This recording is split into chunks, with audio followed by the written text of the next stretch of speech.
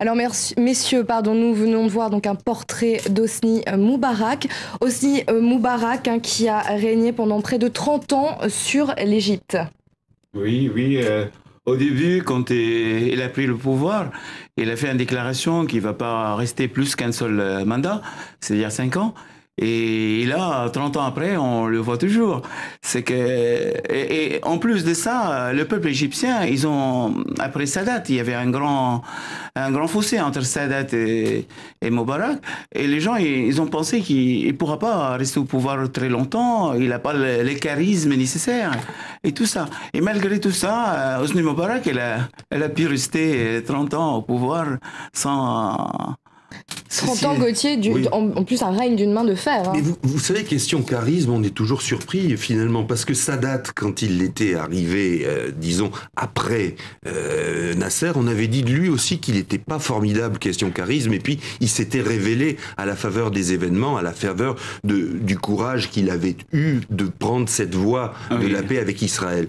Et Moubarak, d'une certaine manière, on a pensé qu'il n'était pas forcément taillé justement pour suivre cette voie, et il l'a suivi. Alors, bien sûr, parce qu'il a été soutenu par les Américains, qu'il a rompu aussi cette carrière qu'il avait lui-même entamée sous la férule, carrière militaire, sous la férule soviétique, puisque vous savez qu'à une époque, l'Égypte était plutôt dans le giron soviétique.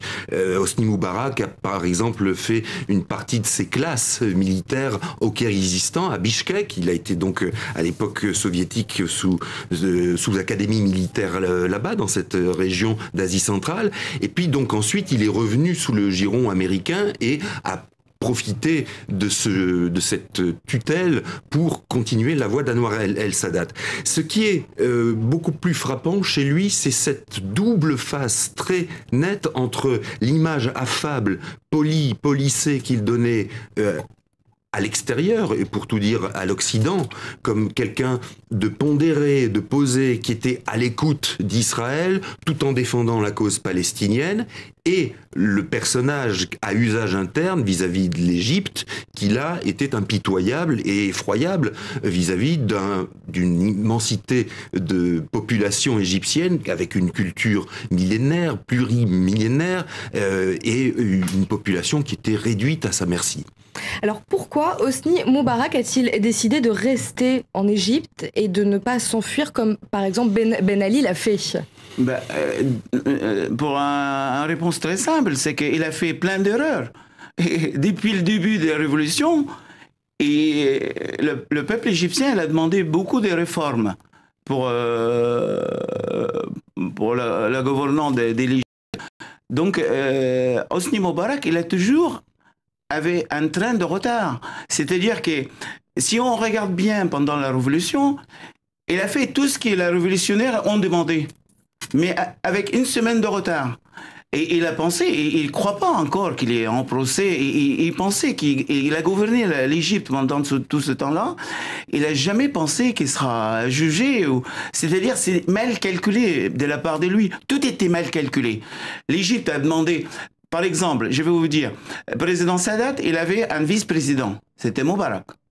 Et c'est comme ça qu'il a eu le pouvoir. Et depuis que Moubarak était au pouvoir, il n'a jamais nommé un vice-président. Et tout le monde s'est demandé pourquoi il n'y a pas un vice-président.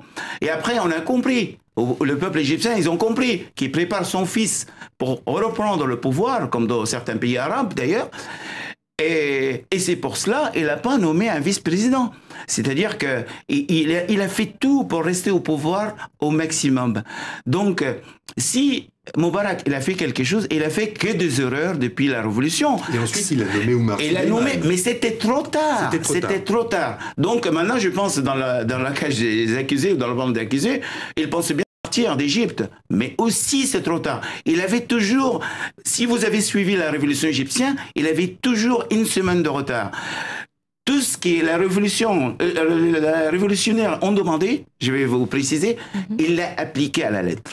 Il a fait exactement ce qu'ils ont demandé, mais avec une semaine de retard. C'est pour ça, les jeunes au Place Tahrir, ils ont refusé. Ils ont refusé tout ce qu'il a fait, parce qu'il a dit, après un certain temps, après une semaine de révolution, il a dit, mon fils, il ne va pas se présenter. Donc, Ils ont dit, on ne le croit pas. Et après, une semaine après, il a dit, moi, je ne vais pas me présenter encore une fois. Toutes ces déclarations, ils sont arrivés avec de retard. Et c'est pour ça qu'il n'a pas pris la décision de partir. Il pense qu'il avait encore le temps. Je ne sais pas, il a été conseillé par qui, mais je pense qu'il regrette énormément cette décision, n'est pas quitter l'Égypte et partir. Alors on fait un point justement sur l'audience qui est toujours en cours. Le juge est plutôt énervé, il en a assez des réclamations des avocats. Il leur demande du coup de formuler ça par écrit.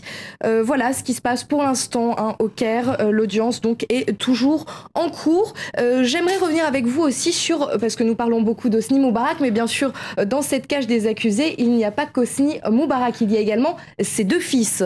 Il y a ces deux fils parce que aussi, si on retourne un peu en arrière, ce qui se passe dans la place de Tahrir, les gens, ils ont demandé, on veut que Hosni Moubarak soit jugé avec ses fils au même temps. Malgré qu'il a un fils, Gamal Moubarak, c'est lui qui a été dans les partis, qui a investi beaucoup dans la politique, tout ça. Mais l'autre fils, il n'a jamais été intéressé par la politique. Au contraire, il a fait des Alors business. Pourquoi lui aussi est-il dans cette cage? Parce que c'est une volonté des révolutionnaires. En plus, dans ces procès-là, on juge pour deux chefs d'accusation.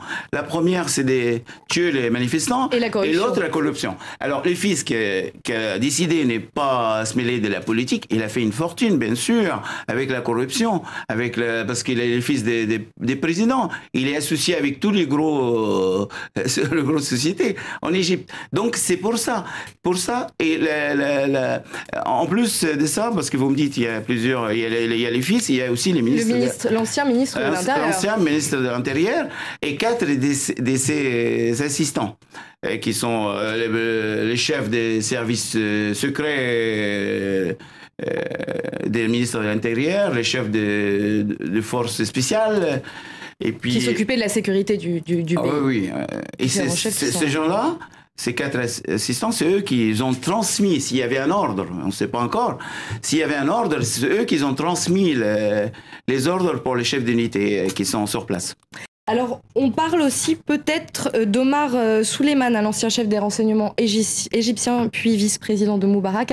On dit qu'il pourrait peut-être être appelé comme témoin. Entendu, être appelé comme témoin. Oui, c'est confirmé. Ils vont, pendant l'audience, ils vont le convoquer pour écouter sa version des faits. Parce qu'il était très proche du président Moubarak, il est au courant de la cuisine politique égyptienne, et c'est pour cela le juge aimerait bien l'entendre. C'est intéressant parce qu'il a encore un poste éminent dans le pouvoir actuel égyptien, Omar Souleyman, parce que, comme on le disait, c'est quelqu'un qui a traversé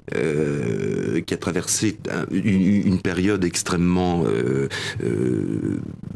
tortueuse et torturée d'une certaine manière, parce que il a été donc chef des services de renseignement, il avait la faveur du dialogue avec Israël, qu'il considérait comme un homme de confiance, de dialogue, et puis à la faveur donc des difficultés d'Hosni Moubarak, il est devenu vice-président, et ensuite il a participé aux premiers soubresauts de la révolution. Il était toujours, bien évidemment, dans l'armée, il a surveillé la chose, c'est lui qui a accompagné la transition, et d'une certaine manière, c'est le détenteur de beaucoup de secrets, surtout.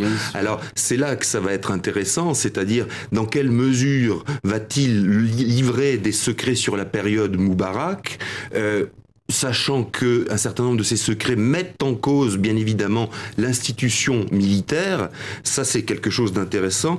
Est-ce qu'il va répondre à la convocation des juges? Là aussi, c'est intéressant sur la bonne volonté de l'armée qui considérera, oui ou non, qu'elle doit collaborer avec un organe civil, en l'occurrence la justice. Ça sera particulièrement pertinent pour pouvoir juger, disons, d'un nouveau climat en Égypte. Merci beaucoup. Oui, pardon, allez-y. Oui, je voulais juste un petit mot sur Omar Souleyman, qui était chef des services secrets, que pendant que le peuple égyptien demandait pourquoi on n'a pas de vice-président, alors on discutait, vous pensez qui alors vice-président? Et c'était Omar Souleyman, justement, c'était la personne la plus aimée, les plus favorables pour être vice-président de l'Égypte. Et c'était, mais certains collaborateurs du président Moubarak, ils ont dit non, c'est danger. Ces personnes-là, il est danger pour Gamal Moubarak qu'on le prépare, nous, pour le... C'est pour ça. Et quand le président Moubarak, il l'a nommé au dernier jour, avant... Il l'a grillé complètement. Donc, il n'était pas aimé comme avant. Il était aimé pendant un long temps. Mais ses choix, il leur a dit démissionner au début de la Révolution parce qu'il connaît beaucoup de secrets qui... Oui, difficile à révéler. Difficile à révéler. Merci beaucoup en tout cas, messieurs. Merci Rojdi El Chafet.